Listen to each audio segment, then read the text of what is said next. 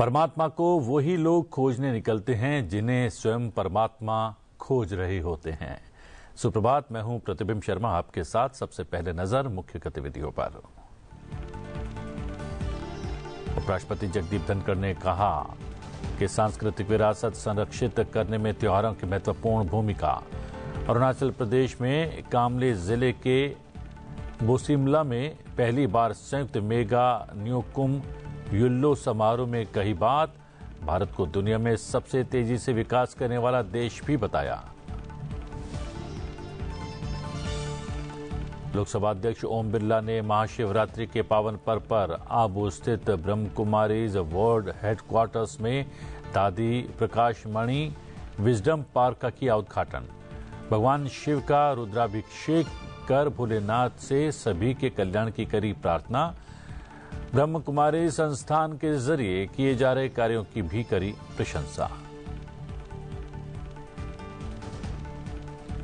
विदेश मंत्री डॉक्टर सुब्रमण्यम जयशंकर ने भारत को बताया अफ्रीका का चौथा सबसे बड़ा व्यापारिक साझेदार। द्विपक्षीय व्यापार $100 अरब तक पहुंचने का भी किया दावा। जापान भारत अफ्रीका व्यापार मंच को वर्चुअल रूप से संबोधित करते हुए कहा, अफ्रीका के विकास और समृद्धि से होगा वैश्विक लाभ।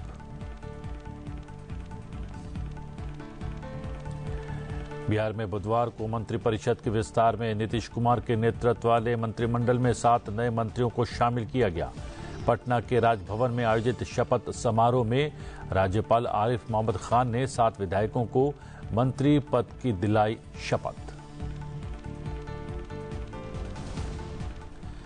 महाशिवरात्रि के पर्व पर अंतिम अमृत स्नान के साथ ही महाकुंभ 2025 का हुआ समापन। 2 करोड़ से ज्यादा श्रद्धालुओं ने अंतिम दिन लगाई डुबकी। 13 जनवरी से अब तक स्नान करने वालों की संख्या करीब 66.21 करोड़ पहुंची।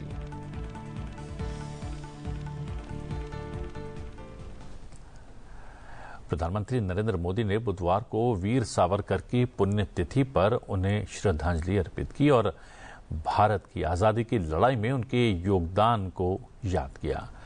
प्रधानमंत्री नरेंद्र मोदी ने सोशल मीडिया के जरिए एक पोस्ट में कहा, सभी देशवासियों की ओर से वीर सावरकर जी को उनकी पुण्यतिथि पर आदरपूर्ण श्रद्धांजलि।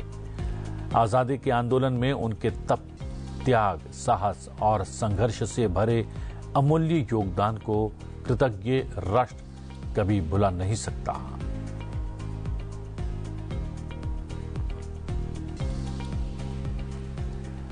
राष्ट्रपति द्रौपदी मुर्मू मध्य प्रदेश के गढ़ा छतरपुर में श्री बागेश्वर जन सेवा समिति द्वारा आयोजित सामूहिक विवाह समारोह में शामिल हुई।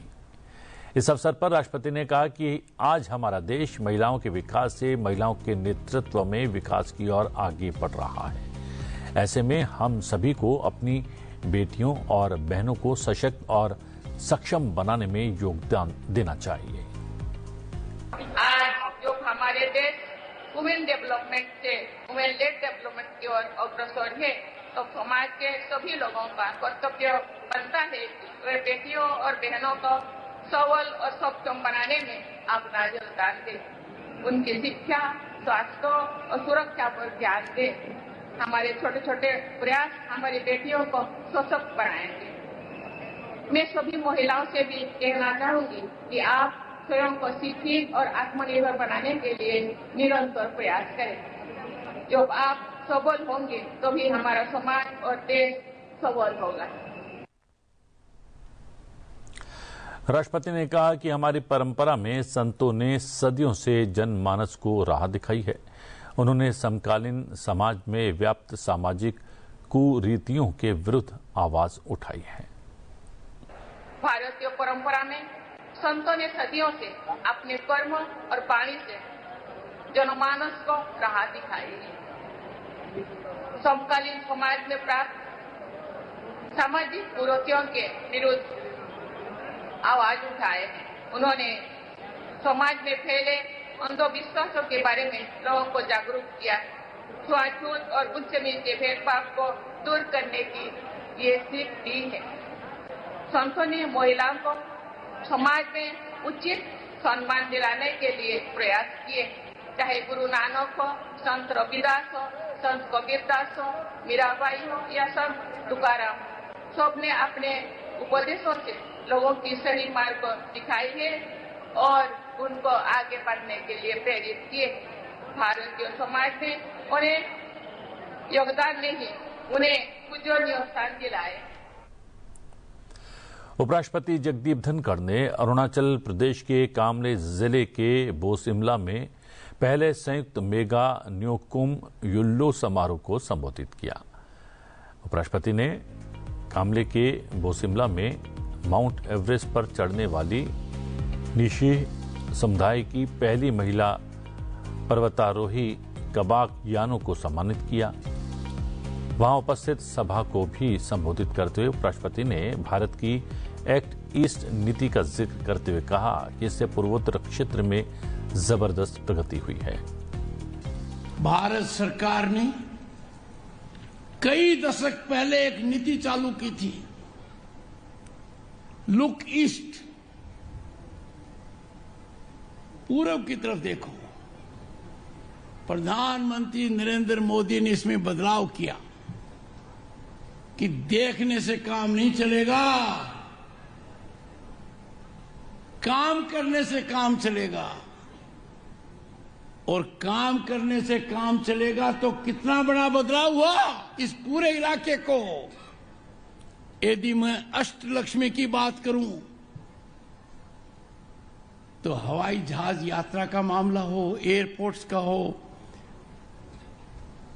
रेल कनेक्टिविटी का हो, रोड कनेक्टिविटी का हो, ऐसे मामले में भी अरुणाचल में आपको 4G मिलेगी। ये प्रगति के संकेत हैं।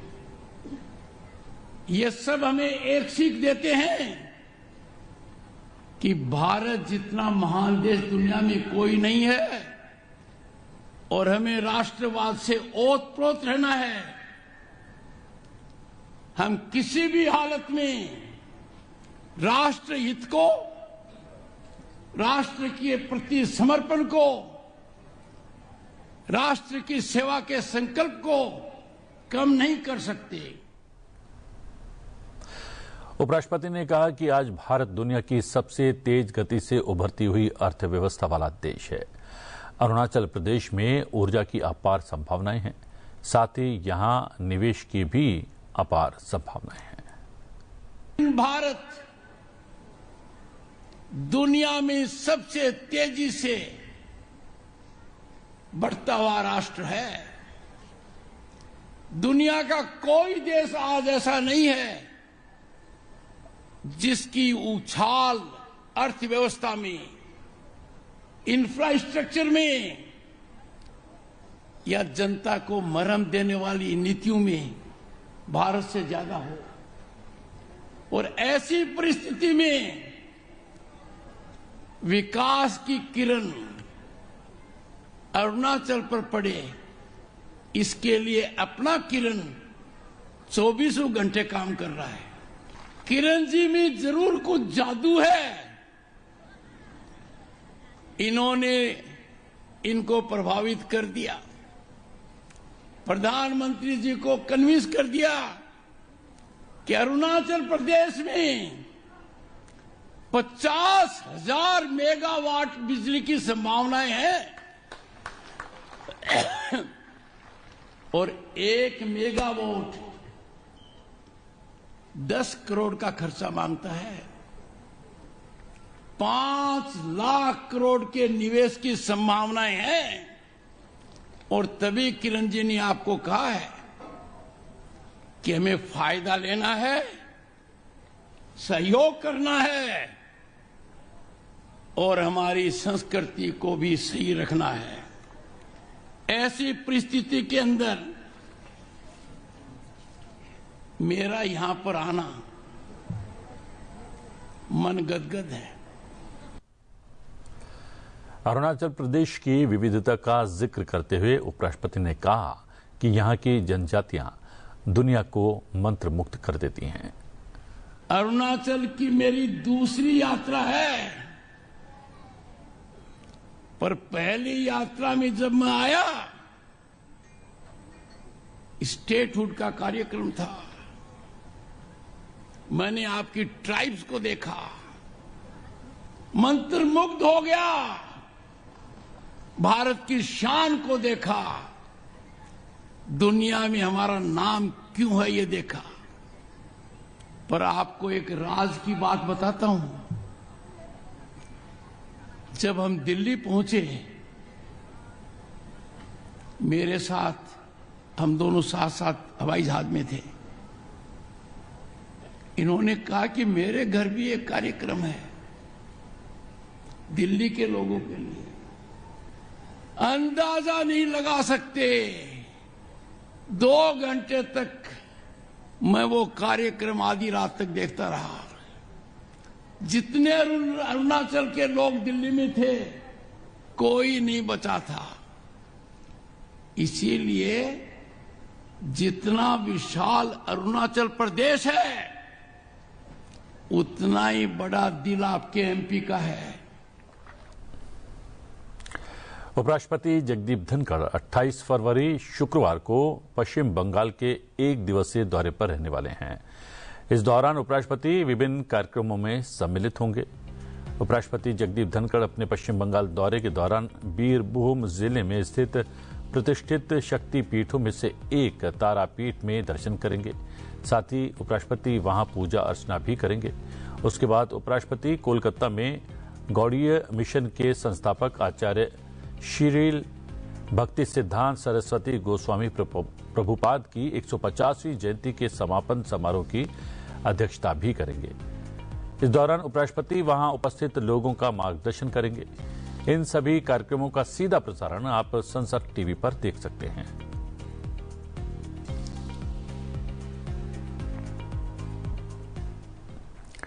लोकसभा अध्यक्ष ओम बिरला राजस्थान के दौरे पर हैं, जहां वो माउंट आबू में ब्रह्म कुमारी संस्थान के प्रकाशमणि विजडम पार्क के लोकार्पण समारोह में बतौर मुख्य अतिथि सम्मिलित हुए।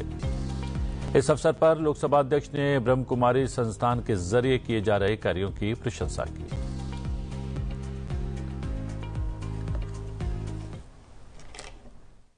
आज देश में करोड़ों लोग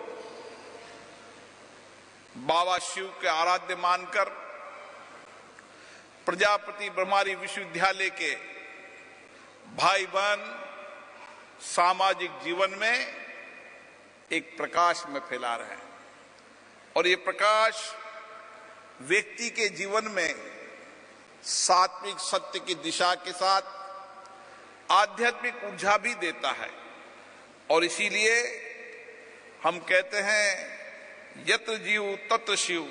शिव की यात्रा अद्भुत है। और आज मुझे खुशी है कि इस धरती पर एक ऐसा आयोजन हो रहा है, जो आयोजन पुरातनता भी है और वैज्ञानिकता का अद्भुत संगम भी है।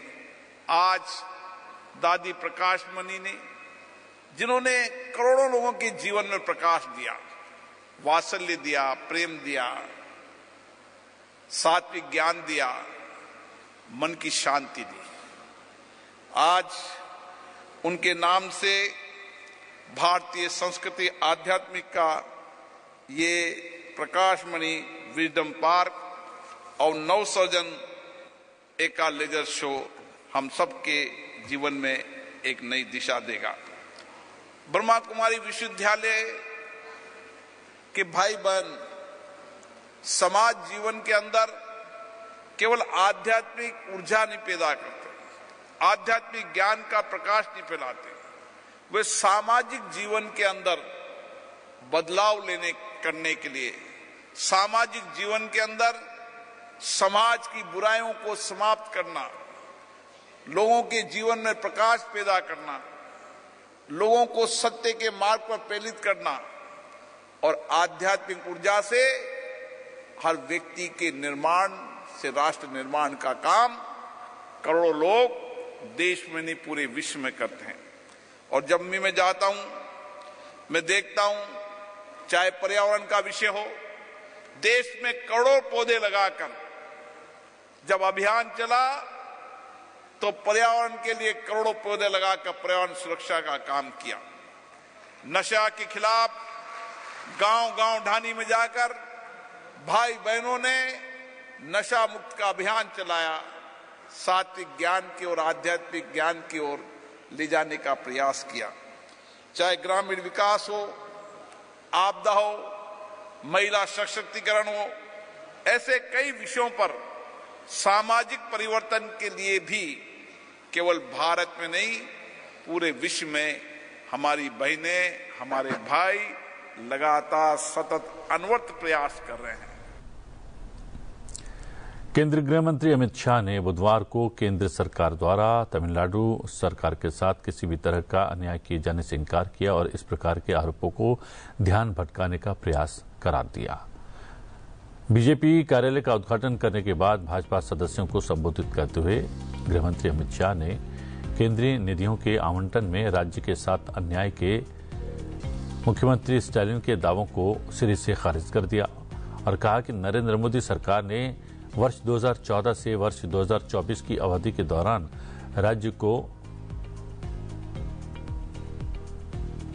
5,08,337 करोड़ रुपए प्रदान किए हैं। साथ ही गृह मंत्री ने तमिलनाडु के मुख्यमंत्री एम.के. स्टालिन पर परिसीमन को लेकर गलत सूचना अभियान फैलाने का आरोप लगाया और इस विषय पर अटकलों पर विराम लगाते हुए कहा कि जब परिसीमन यथानुपात आधार पर किया जाएगा तो तमिलनाडु सहित किसी भी दक्षिण राज्य के संसदीय प्रतिनिधित्व में कमी नहीं होगी।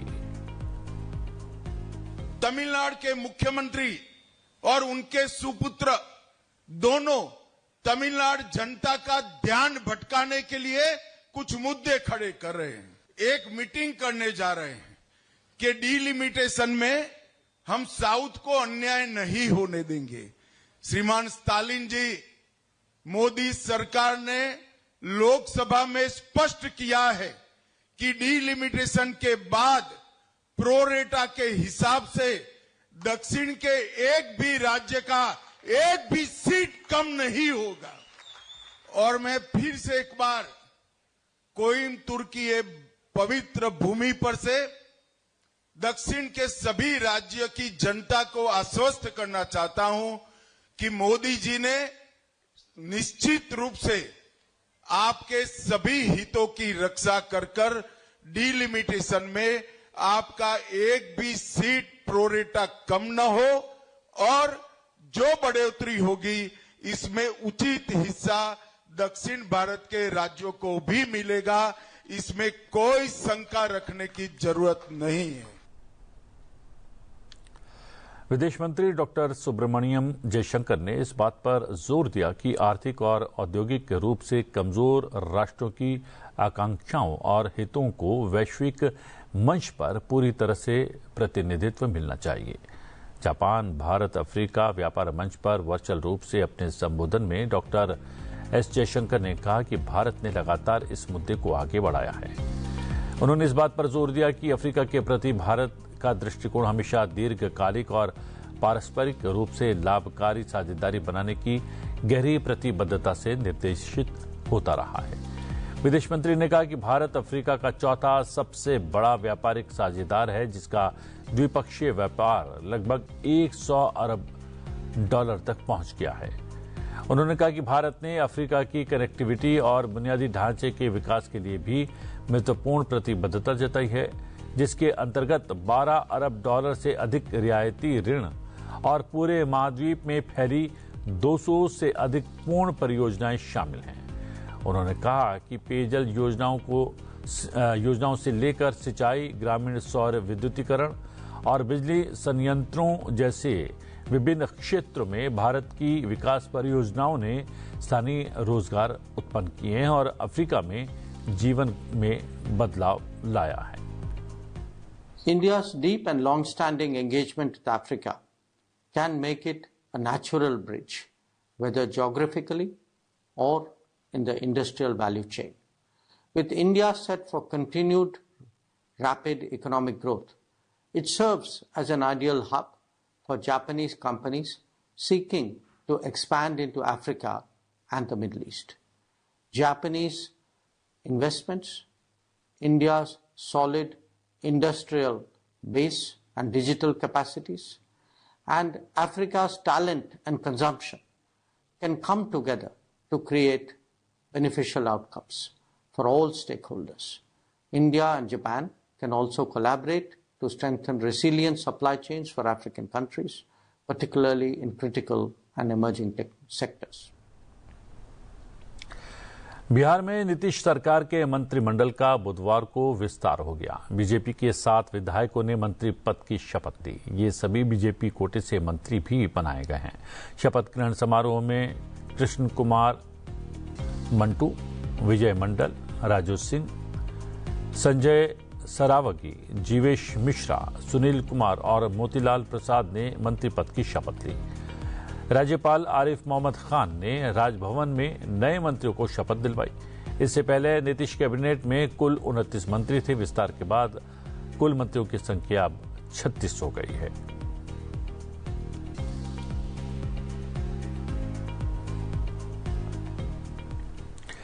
रक्षा अनुसंधान एवं विकास संगठन और भारतीय नौसेना ने कल चांदीपुर स्थित एकीकृत परीक्षण रेंज से पहली नौसेना एंटी शिप मिसाइल का सफल परीक्षण किया। परीक्षणों में भारतीय नौसेना के सी किंग हेलीकॉप्टर से प्रक्षेपित किए जाने पर जहाज के लक्ष्यों के विरुद्ध मिसाइल की क्षमता का प्रदर्शन भी किया गया।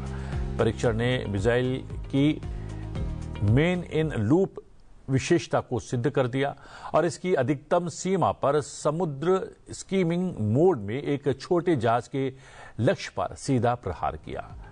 मिशन में हार्ड बैंडविड्थ वाले 2-वे डेटा लिंक सिस्टम का भी प्रदर्शन किया गया, जिससे उड़ान के दौरान पायलट को मिसाइल के कैमरे की लाइव तस्वीर भी हासिल हुई, जिससे टारगेट को फिर से तय किया जा सका। इस टेस्टिंग में मिसाइल को bearing only lock on after launch mode में दागा गया, जिसमें कई संभावित लक्ष्यों में से एक को चुनने की क्षमता थी।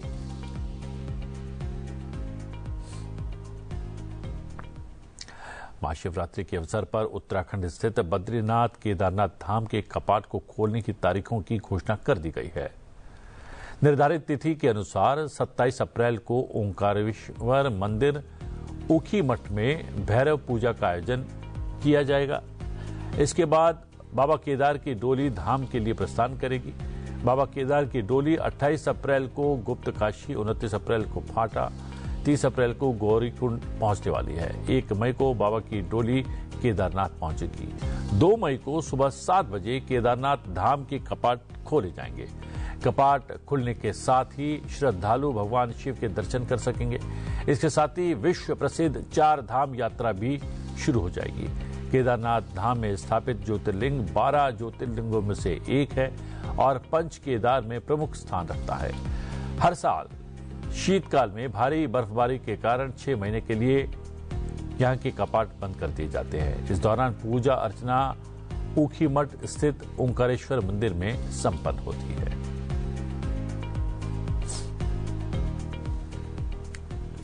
महाशिवरात्रि के पावन अवसर पर अंतिम अमृत स्नान के साथ ही महाकुंभ 2025 का भव्य समापन हो गया है। इस ऐतिहासिक आयोजन में 66 करोड़ से अधिक श्रद्धालुओं ने गंगा और संगम में आस्था की डुबकी लगाई।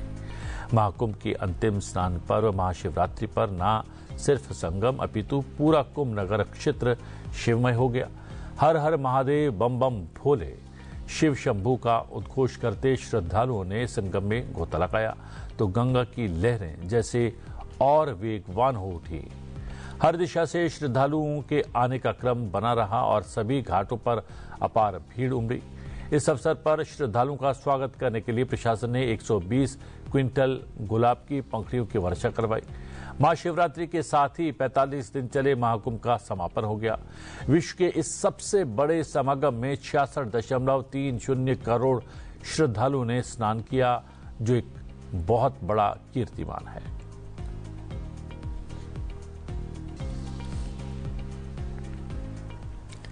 पैंतालीस दिन 66 करोड़ का स्नान, संतों की कृपा और साधकों का ध्यान, संपन्न हो गया महाकुंभ का महापर्व। कार्यक्रम में फिलहाल इतना ही। चलते चलते आपको छोड़े जाते हैं महाकुंभ 2025 की भव्यता और दिव्यता को उजागर करते हुए एक खास वीडियो के साथ। मुझे दीजिए आज्ञा।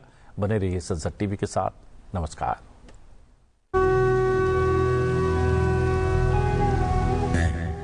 महाकुंभ हूँ। जानते हो मेरी खासियत क्या है? मैं थोड़ा थोड़ा आता हूँ और ऐसे ही धीरे धीरे करके मैं पूर्ण होता हूँ। तभी तो मैं महाकुंभ कहलाता हूँ।